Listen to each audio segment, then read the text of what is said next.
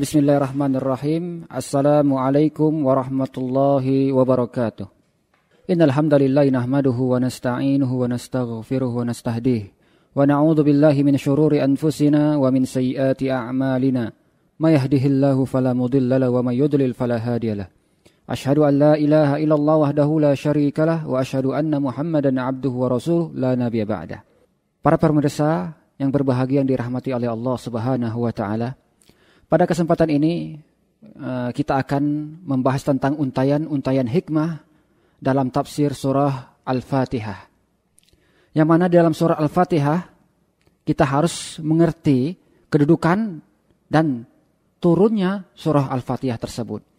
Surah Al-Fatihah memiliki kedudukan yang tinggi dalam ajaran Islam. Karena dia merupakan surat yang paling mulia dalam Al-Quranul Karim. Yang mana diriwayatkan oleh Abu Sa'id bin Al-Mu'alla radhiyallahu anhu, semoga Allah meridhoinya, yang mana ia berkata, Rasulullah SAW bersabda, aku akan beritahukan kepadamu surat atau surah yang paling mulia dalam Al-Quran sebelum engkau keluar dari masjid. Kemudian beliau memegang kedua tanganku, kata Abu Sa'id Al-Mu'alla, ketika hendak keluar dari masjid, aku berkata, yaitu Abu Sa'id bin Al-Mu'alla berkata kepada Rasulullah, wahai Rasulullah, tadi engkau katakan akan memberitahukan surah yang paling mulia dalam Al-Quran. Kemudian Rasulullah SAW bersabda, baik. Seraya mengatakan, Alhamdulillahi Rabbil Alamin dalam surah Al-Fatihah. Adalah surah As-Sab'ul Mathani dan surah yang paling mulia yang diberikan kepadaku, kata Rasulullah SAW. Yang mana hadis ini diriwayatkan oleh Imam Bukhari rahimahullahu ta'ala. Yang mana Rasulullah SAW juga bersabda tentang surah Al-Fatihah. Yang mana beliau mengucapkan, Walladhi nafsi biyadih, demi jiwaku yang ada di tangannya, yaitu tangan Allah Subhanahu wa ta'ala. Kemudian beliau melanjutkan, ma unzilat fi Taurah wala fil Injili wala fil Zabur wala fil Furqan mithluha. Belum pernah diturunkan dalam Taurat, Injil, Zabur dan Al-Quran surat semacamnya, kata Rasulullah SAW. Innaha sab'un minal mathani wal Qur'anul azim alladhi u'tituhu. Yang mana beliau mengucapkan, dialah As-Sab'ul minal Mathani, yaitu surah Al-Fatihah yang dimaksud di sini. Dan Al-Quran yang agung yang diberikan kepadaku, kata Rasulullah SAW. Yang mana hadis ini diriwayatkan oleh Imam Tirmidzi. Kedudukan yang tinggi ini jelas memiliki makna yang sangat dalam. Karena jika dikatakan bahwa Al-Quran secara keseluruhannya adalah kitab yang paling mulia, maka bagaimanakah halnya dengan surah yang dikatakan paling mulia di dalamnya? Hal ini pada gilirannya menuntut seorang muslim untuk menempatkan surah ini sesuai kedudukan yang telah Allah tetapkan kepadanya. Baik dari segi bacaan, pemahaman, hingga pada pengamalannya atau aplikasinya. Mengenai tempat turunkannya, terdapat beberapa riwayat tentang hal ini. Namun pendapat yang lebih kuat menunjukkan bahwa surah Al-Fatihah ini diturunkan di kota Mekah, yaitu sebelum Rasulullah SAW hijrah ke Madinah. Karenanya surah ini disebut dengan surah Makkiyah, yaitu surah yang turun sebelum Rasulullah SAW berhijrah. Perlu kita ketahui juga bahwa nama lain dari surah Al-Fatihah, yaitu surah Al-Fatihah adalah banyak nama-nama yang mempunyai banyak nama yang diberikan kepada surah ini. Yang pertama diantaranya adalah Fatihatul Kitab, yang mana artinya adalah pembuka Alkitab atau pembuka Al-Quran. Dikatakan demikian karena surah ini berdasarkan ketetapan wahyu ditempatkan sebagai awal surah dalam penyusunan surat-surat Al-Quran. Padahal dia bukan wahyu pertama yang Allah turunkan dalam Al-Quran. Dikatakan demikian pula karena surah Al-Fatihah dijadikan pembuka bacaan surah Al-Quran dalam salat. Hal ini jelas menunjukkan keutamaan surah Al-Fatihah karena tidaklah dia didahulukan dan diletakkan di awal mushaf kecuali karena kedudukannya yang sangat mulia. Subhanallah. Kemudian nama lain dari surah Al-Fatihah adalah Ummul Quran atau Ummul Kitab, yang mana artinya adalah induk Al-Quran. Dikatakan demikian karena dalam surah ini terkandung seluruh pokok ajaran dan nilai yang terkandung dalam Al-Quranul Karim. Hal tersebut dapat dipahami dalam uraian tentang makna yang terkandung dalam surah Al-Fatihah tersebut. Kemudian nama yang lain dari surah Al-Fatihah adalah yang ketiga As-Sab'ul Mathani.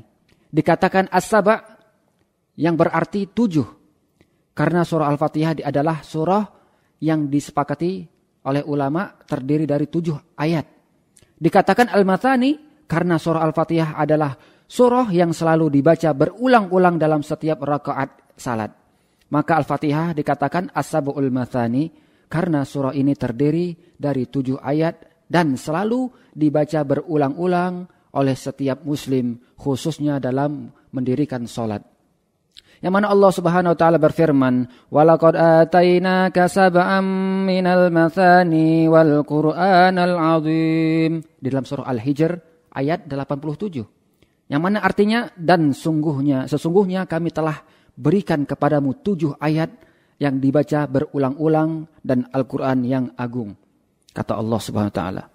Kemudian nama lain dari surah Al-Fatihah yang keempat adalah As-Shalah atau As-Salat. Nama ini diambil dari hadis qudsi yang mana Rasulullah SAW bersabda, Allah Subhanahu wa taala berfirman, "Qasamtus sholata baini wa baina 'abdi nisfain." Yang mana Allah berfirman, aku bagi sholah, yaitu surah Al-Fatihah yang dimaksud di sini adalah antaraku dan hambaku menjadi 2 bagian, kata Allah. Qala Allah ta'ala wali 'abdi ma sa'al. Dan bagi hambaku apa yang dia minta, kata Allah. Fa idza qala al-'abdu alhamdulillahi rabbil alamin, kata Allah. Dan jika seorang hamba mengucapkan alhamdulillahi rabbil alamin, qala Allah ta'ala, maka Allah berfirman, hamidani abdi, yang mana hambaku menyanjungku. Fa idza qala, jika seorang hamba tersebut mengucapkan ar-rahmanir rahim, qala Allah ta'ala, lalu Allah mengucapkan, berfirman, athna alayya abdi, yang mana hambaku telah menyerahkan urusannya kepadaku, atau memuji kepadaku, menyanjungku. Kemudian faida qala, jika seorang hamba tersebut mengatakan maliki yaumiddin, Allah berkata, hambaku telah menyerahkan urusannya kepadaku. Wa qala marratan, dan jika dia membaca iyyaka na'budu wa iyyaka nasta'in, dia berkata, lalu Allah mengatakan, hadza baini wa baina abdi wa li abdi ma sa'al, kata Allah Subhanahu wa taala. Dan bagi hambaku apa yang dia mohon, kata Allah Subhanahu wa taala.